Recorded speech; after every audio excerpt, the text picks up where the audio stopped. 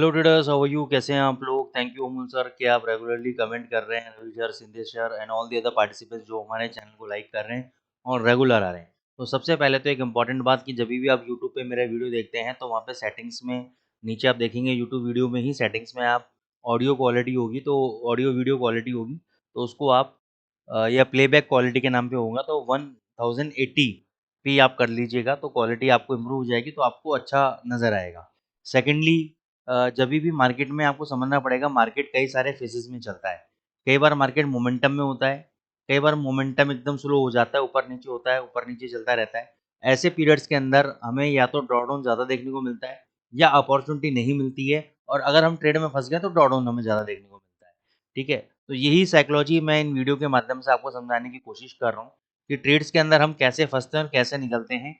ठीक है ना, लोग बड़े डिसहार्टन हो जाते हैं, लोगों को बड़ी उम्मीद होती है कि सर हर ट्रेड में प्रॉफिट कराएंगे, हर ट्रेड में हमें प्रॉफिट मिलेगा, हर एनालिसिस पे प्रॉफिट जाएगा। सर ऐसा नहीं होता है। ठीक है ना, you have to understand this thing कि हर एनालिसिस पे प्रॉफिट नहीं होता है, लेकिन जो लॉसेज होते हैं वो पार्ट ऑफ द बिजनेस है। उसको हम कैसे कवर करते हैं, कैसे उसमें टर्न अराउंड लेकर आते हैं अपने अकाउंटिंग पोर्टफोलियो के अंदर, वो हम इस वीडियो के माध्यम से सीखते हैं।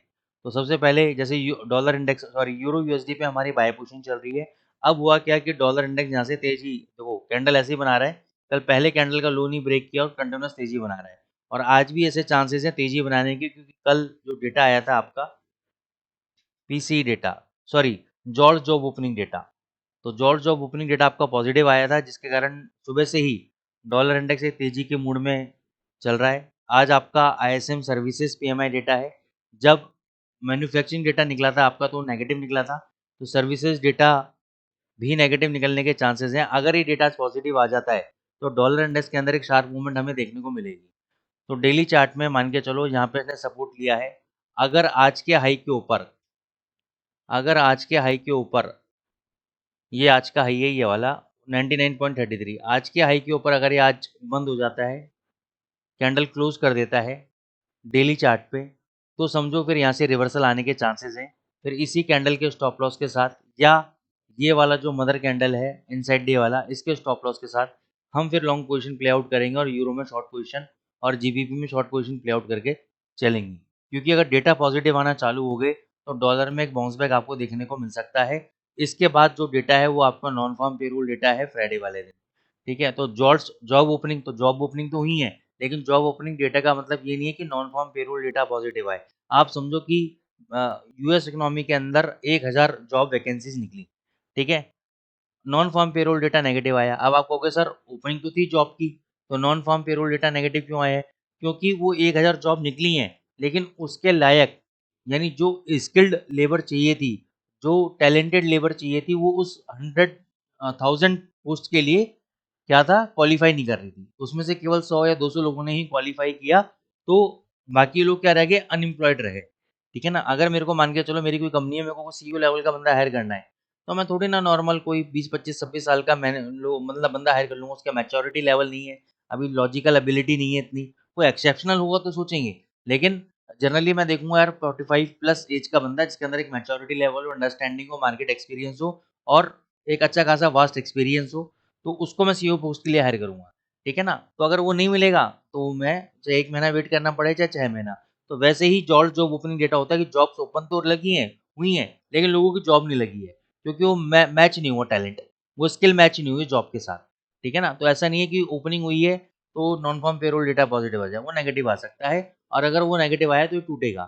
लेकिन अब ये फंडामेंटली कब कैसे रूप लेगा हमें नहीं पता है, इसलिए हम टेक्निकल लेके चलते हैं। टेक्निकल क्या है, अगर आज के हाई के ऊपर यहाँ पे बंद हो गया कैंडल, और यानी कल के दिन, कल क्या है थर्सडे, उसका हाई, आज का हाई ब्रेक हुआ, पहली कंडीशन आज के हाई के ऊपर क्लोज होना चाहिए।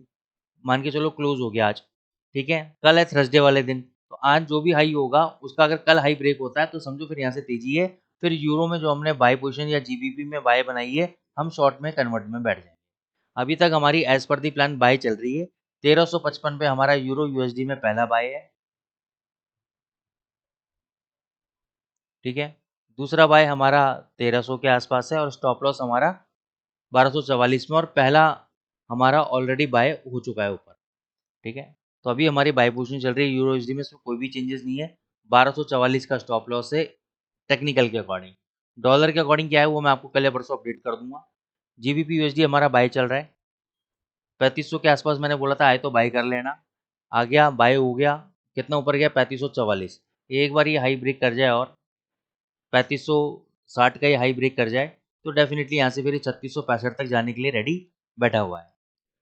यूएसडी जेपीवाई पे मैंने आपको बाय ट्रेड दिया था 142.97, 143.50 का टारगेट दिया था। 50 से 55 पिप मिल गया, मैं 30 पिप से ही काउंट करूंगा। ठीक है। गोल्ड के अंदर मैंने बोला था कि अगर ये 25 से 30 के बीच में आ जाए तो बाई कर लेना, लेकिन देखो 33 का लो लगाया, केवल 3 पॉइंट से हम लोग चूक गए।